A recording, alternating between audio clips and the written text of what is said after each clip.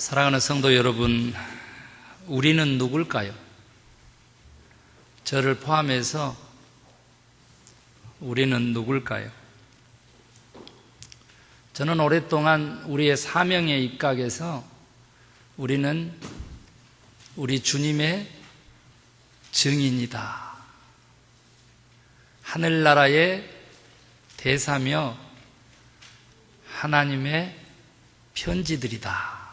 이렇게 많이 여겨왔어요. 그런데 오늘 본문에 보니까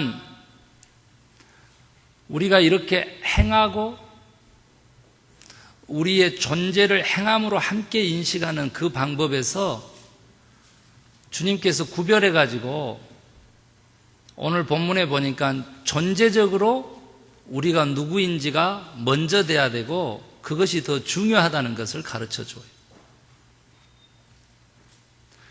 우리가 복음을 전하면서 믿음도 성장해요. 믿음이 좋아서 전도를 할 수 있는 게 아니고 전도하다 보면 믿음도 생겨요. 그 맞는 거죠. 나의 존재라고 하는 존재 인식은 내가 무엇을 행하느냐에 따라서 결정나요. 그 맞는 거죠. 그런데 이 행하는 거에 대한 열매가 문제가 되고 이 행하는 결과물을 대하는 나의 태도가 문제가 되는데 그건 어디로부터 오는 것이냐 그랬더니 내 존재에 대한 인식에서부터 온다는 거죠.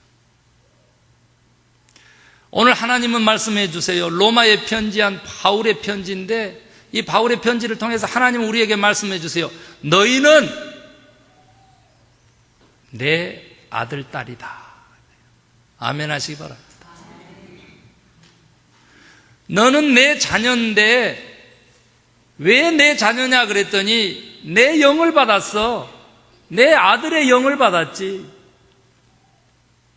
옛날처럼 종의 영이 아니야. 내 아들의 영을 받았고 내 영을 받았으면 너는 상속자다 이제. 그동안 우리는 제자 훈련하다 보면은요 거룩한 삶을 목표하고 또 실제로 성령의 지배를 받으면서 사는 삶을 성령 충만한 삶이라고 그 삶을 목표해요. 이 목표도 너무나 감사하고 거룩하고 숭고한 거예요. 이거 못한 사람 많기 때문에. 그런데 오늘 하나님은 그렇게 얘기 안 하는 거예요. 네가 예수의 제자가 돼가지고 성령의 지배를 받아야 된다 이렇게 얘기 안 하시고 오늘 16절에 보니까 성령이 우리의 영과 함께 하나님의 자녀가 된 것을 알게 하신다 그랬어요. 이건 놀라운 발견이고 하나님의 놀라운 은총이에요. 성령의 지배를 받아서 로봇처럼 그렇게 살아가라는 게 아니에요.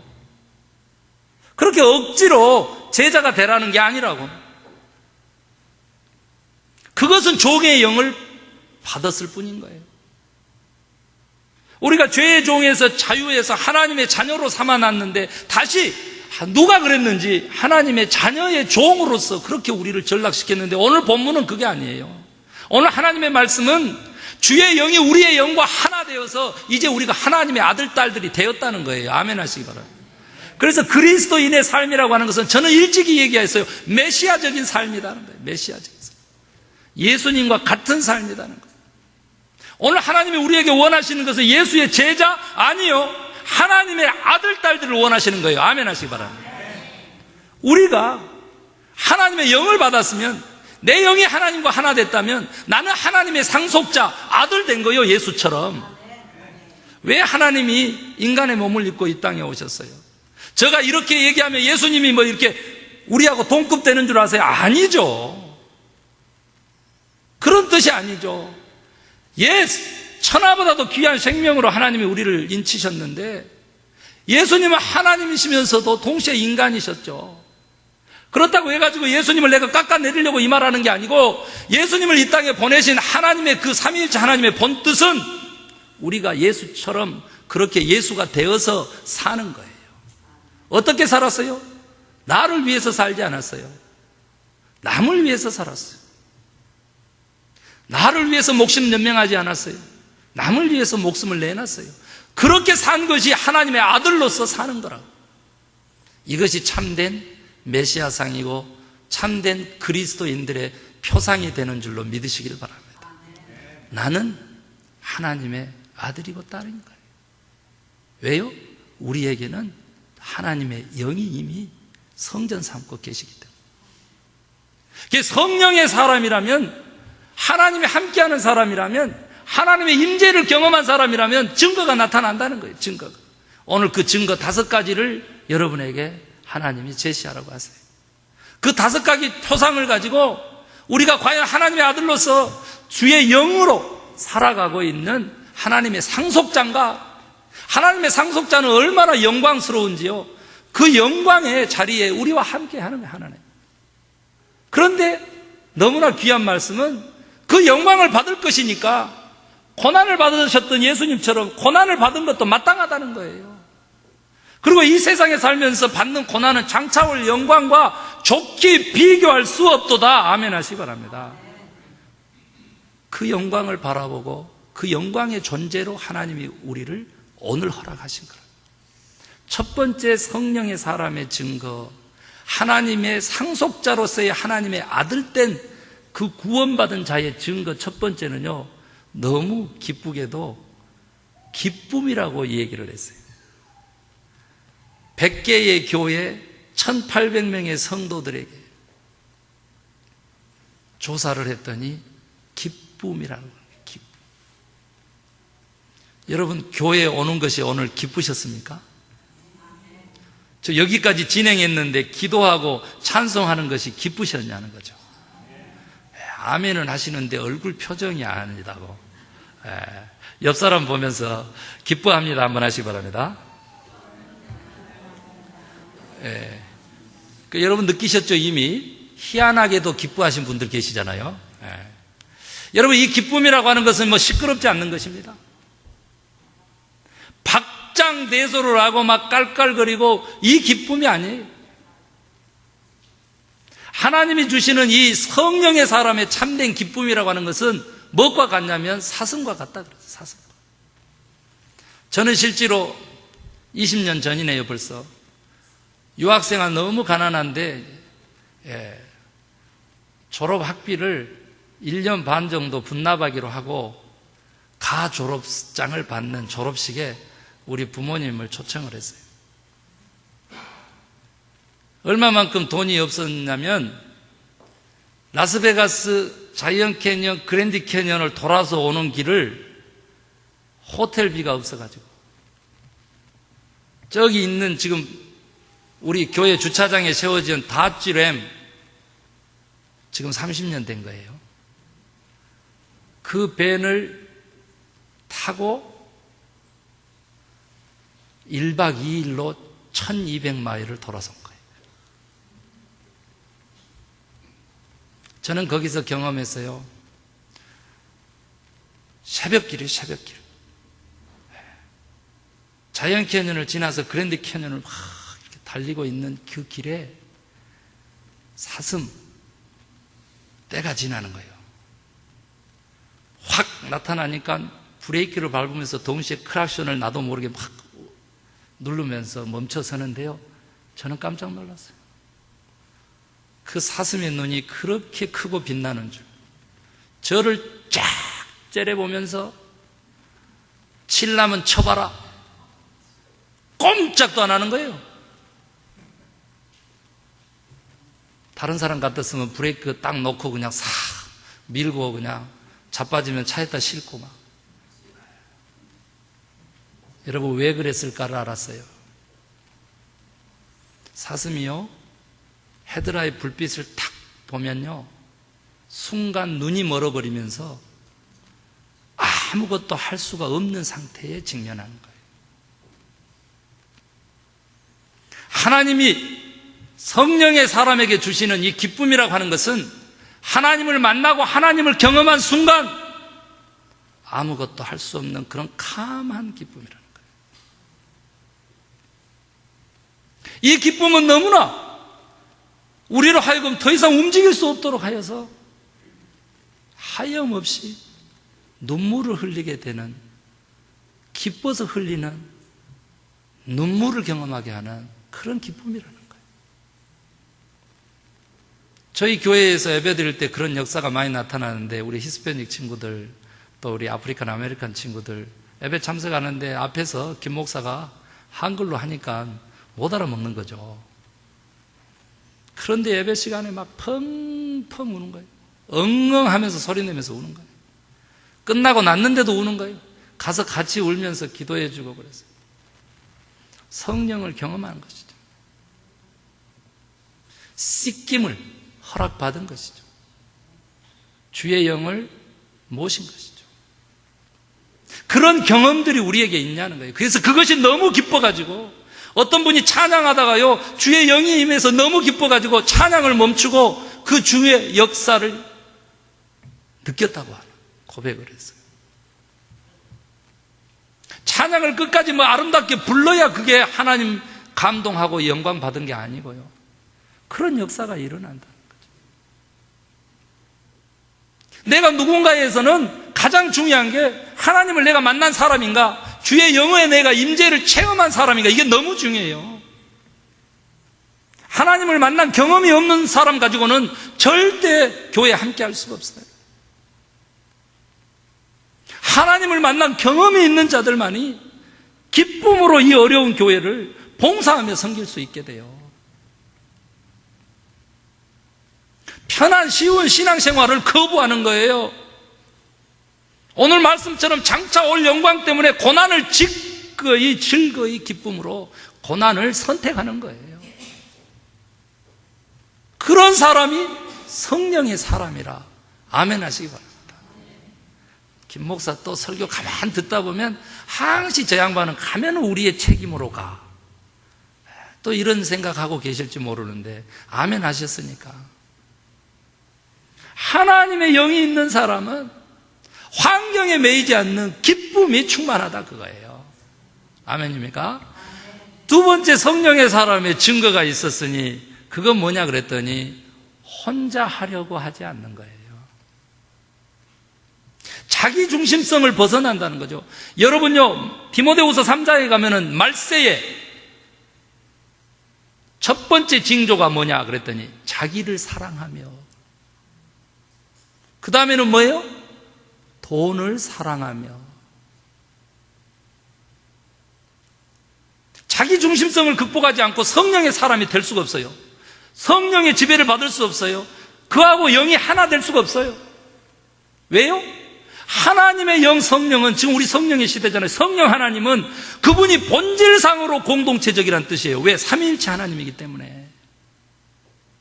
그분의 본질이 의논하며 다른 사람 배려하며 함께 일하시는 하나님이시라니까. 힘 있는 가족 때문에 교회가 깨어져요. 목회자의 지나친 독선 때문에 교회, 주님의 몸이 상함을 입어요. 사랑하는 성도 여러분, 성령의 사람은 혼자 하려고 하지 않는 거예요. 더불어 살려고 하는 인생을 결단하는 거예요. 나보다 다른 사람을 조금 더 생각해주는 참된 겸손을 삶의 모토로 삼는 거예요.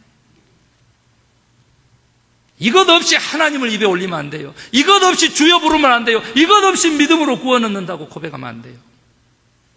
본질이에요, 본질. 내가 이기적인 존재에서 이타적인 존재로 바뀌는 거, 이거 도덕과 윤리가 아니라 선하신 하나님의 본질이에요. 그분의 영의 가장 중심적인 속성이에요. 새 계명을 너희에게 주노니 너희가 서로 사랑하라. 내 혼자 하려고 하지 않는 이 성령의 사람의 특징은, 표징은요, 내 힘으로 하지 아니하고 주님을 의지한다는 신앙의 겸손이 드러나요. 주님, 나의 혼자 하기 힘들어요. 도와서 함께 해주세요. 내가 이끌어가기 힘들어요. 주님이 이끌어주세요. 그렇게 해서 내가 정말로 죽도록 고생했지만은 그 결과물에 대해서 뭐라 그런다고? 주께서 행하셨습니다. 그렇게 하면서 하나님께 영광 돌리는 그러한 성령의 사람들 징표가 나타나요. 나와 주의 영이 하나 되는 역사 속에 하나님의 자녀로 거듭나는 것이죠. 세 번째로 성령의 사람은요, 성령의 열매가 나타나요. 갈라디아서 5장에 있는 9가지 열매, 우리 함께 해봐요. 사랑과 희락과 화평과 오래 참음과 자비와 양성과 충성과 온유와 절제. 과연 이 성령의 열매가 우리들의 삶에 있느냐는 거죠. 우리들의 삶이 아니라 우리들 속에 존재론적으로 doing 전에 being에 관심하면서 우리의 존재 속에, 우리의 성품 속에 이게 있냐는 거예요. 여러분, 여기서 사랑이라고 하는 것은 아가페를 썼어요. 우리는 사랑의 개념을 4가지로 가지고 있는데, 히랍 사상이죠. 에로스 사랑이 있어요. 필레오 있어요. 에로스는 육적이고 이렇게 뜨거운 남녀 간의 그런 사랑을 의미할 수도 있어요. 사람 간에. 근데 필레오는 이렇게 지적인 것에 가까운데 실제로 이렇게 친한 것을 의미해요. 그 다음에 이제 스톨스라고 하는 게 있는데, 스톨케라고 하는 건 있는데, 그것은 뭐냐 그랬더니 누구나 공감할 수 있고 용납할 수 있는 그런 사랑을 얘기해요. 그런데 특별히 가족애적인 사랑을 의미해요. 그런데 이 아가페라고 하는 것은 뭐냐 그랬더니 결코 정복할 수 없는 자비라 그랬어요. 저는 이것을 절대 사랑이라고 그래요. 한 사람이 받고 안 받고 관계적인 게 아니에요. 일방적인 거예요. 무슨 말이냐면 내가 망하기를 바라는 사람까지라도 내가 사랑할 수 있을 때 아가페를 쓴다는 거예요. 성령의 사람에게는 이러한 용서의 사랑의 징표가 있다는 거죠. 희락은 뭐냐 그랬어요? 이미 얘기했지만 이것은 막 그냥 기쁘고 즐거운 거 그거 아니에요. 하나님과의 관계성 속에서 누리는 평안이라고 했어요. 화평이라고 하는 거요. 이거 역시도 샬롬에 가까운 건데 하나님과의 관계성 속에서 누리는 평화다 그랬어요. 오래 참음요, 무슨 사건이나 어떤 사람 이것들을 오래 견디는 인내에 가깝지 아니하고요, 하나님이 당신의 자녀를 기다려주는 그 마음하고 가까운 개념이라 그랬어요. 자비는 친절로 바꿀 수 있고요, 양선은 선으로 바꿀 수 있는 개념이고요, 충성이라고 하는 것은 의리와 신뢰로 바꿀 수 있고요, 온유라고 하는 것은 성경에서 3가지가 있는데 하나님에게 순종하다, 무엇이든지 잘 받아들이고 배운다, 그리고 또 한 가지가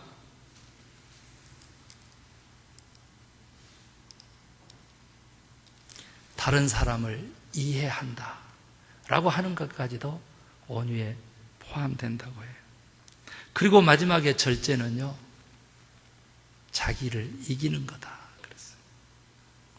성령의 열매에 대해서는 나중에 우리가 설명할 수 있겠지만은 우리들의 성품 속에, 우리들의 속에 이 성령의 9가지 열매가 어느 정도의 크기로 자라 있느냐, 그 균형은 어느 정도로 지금 맞춰져 있느냐 라고 하는 것이 너무 중요하대요. 사랑하는 성도 여러분, 우리 함께 이 성령의 열매를 한번 좀 다시 한번 점검해 보고 결단할 수 있게 되기를 원해요.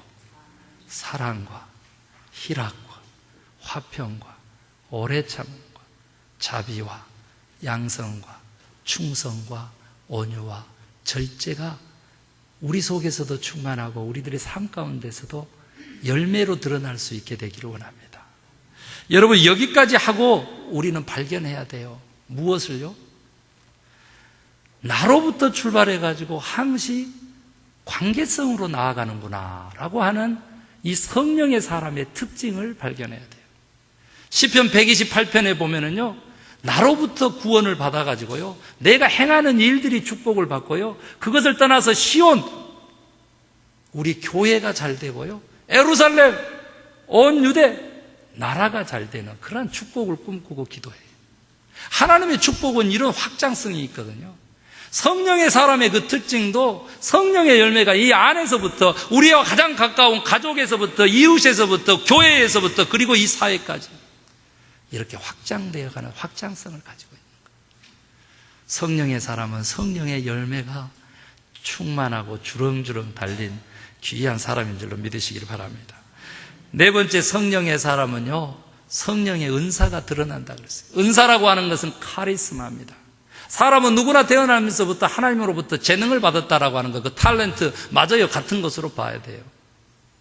그런데 이 은사라고 하는 것은 카리스라고 하는 은혜로부터 왔다는 거예요. 은혜라고 하는 것은 뭐냐면 하나님의 뜻을 깨닫다라고 하는 거예요.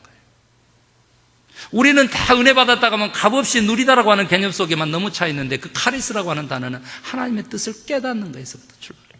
그래서 하나님이 어떤 분이신가 것을, 하나님이 무엇을 원하신 것을 깨달은 사람만이 행함으로써 드러나는 구체적인 실증이 바로 은사라고 하는 거죠. 하나님을 사랑으로 여긴 사람은요, 사랑을 실천하면서 나에게 사랑의 은사를 누리면서 살게 돼요. 그래서 이 은사라고 하는 것은 다분히 주님의 몸을 세우기 위한 은사라고 바울은 신약성경에서 규정하고 있어요. 내 재능이 아무리 뛰어나더라도 주님의 몸인 교회에 유익하지 못하다면 그 재능은 카리스마가 될 수 없는 거예요. 은사가 될 수 없는 거예요. 무엇이 돼요? 육신의 재주에 지나지 않게 돼요. 사랑하는 성도 여러분, 우리는 무슨 은사를 발휘하고 있나요? 무슨 은혜가 우리들의 삶 가운데서 구체적인 열매로 드러나서 나를 상징하고 있나요? 저 사람 믿을 만한 사람이다. 저 사람은 온유한 사람이다. 법 없이 살 사람이지. 저 사람은 친절하다. 저 사람은 사랑이 많다. 저 사람은 남을 도와주는 사람. 저 사람은 봉사적인 사람이다. 이런 구체적인 은사가 우리에게 있느냐는 거예요. 사랑하는 성도 여러분, 성령의 사람은요, 가만히 있지 않냐고 행함으로써 드러나는 은사를 소유한 사람이다. 믿으시고 은사를 발견하고 그 은사를 다시 활용해서 주님의 몸인 교회를 세우는데 쓰는, 받는 귀한 하나님의 아들, 딸들 되시기 바랍니다. 주님의 몸에는 관심이 없고 내가 내 자신을 위한 일에 그 은사를 쓰는 것은 은사라 할 수 없다는 거예요. 재주를 부린다, 이렇게 얘기합니다. 사랑하는 성도 여러분, 다섯 번째 마지막으로는 성령의 사람의 표징은요, 하나님의 나라를 갈망하는 것입니다. 주님께서 이렇게 기도하라 그랬죠. 하늘에 계신 우리 아버지, 아버지의 이름을 거룩하게 하시며, 아버지에게 영광 돌리는 것이죠. 그 다음에 뭐요? 아버지의 나라가 오게 하시며, 그 다음에 아버지의 뜻이 하늘에서와 같이 땅에서도 이루어지게 하소서. 아멘. 성령의 사람은요, 우리가 장차 죽어서 갈 미래적 개념의 하나님의 나라뿐만 아니라 오늘 우리들의 삶 가운데서 임하시는 그 권능의 하나님의 나라의 현재성을 사모하면서 그 하나님의 나라를 이루기 위해서 꿈과 비전과 합력을 한다 이거예요. 우리 교회의 비전은 무엇입니까? 중형교회의 비전입니다. 100명에서 500명 사이 어머니 교회를 이루어서 끝없이 성장하는 교회가 아니라 제2의 중형교회 120명 이상을 분립 독립시켜서 형제교회, 자매교회로 삼는 생명론적인 교회의 성장을, 하나님 나라의 확장을 도모하는 그런 비전 아닙니까? 이 비전에 내가 어떻게 참여했고 어떻게 지금 마음을 쏟고 있고 얼마만큼 기도하고 구하고 있는 것인지, 성령의 사람인지 아닌지를 결정한다는 거예요. 사랑하는 성도 여러분, 하늘나라를 대망하는 사람은요, 이 세상 것에 연연하지 않습니다. 이 세상을 초월하고요, 이 세상의 가치를 초월하고요, 이 세상을 다스림의 권세를 누리는 자들이 됩니다. 돈요, 세상 사람들도 돈을 쫓으면 돈이 따르지 않는다 그래요. 돈은요, 하나님이 주권하세요. 3259절, 1826절의 그 절수 중에서 3529절을 어떤다고? 하나님께서 재물 문제를 다루셨어요. 그 말은 무슨 말이에요? 단일 주제를 최고 많이 다루셨는데 왜 그랬을까요? 먹고 사는 문제, 내가 주권자다 하나님 선언하시는 거예요. 그런데 무엇을 염려하세요? 우리의 영혼이 잘 돼야 범사가 잘 되고 강건하게 되는 줄로 믿으시길 바라요. 먼저 그의 나라와 그의 의를 구해야 이 모든 것이 우리에게 더해지신 줄로 믿으시기 바라요. 이거예요. 성령의 사람은요, 하나님의 나라에 대한 칼망이 있어요.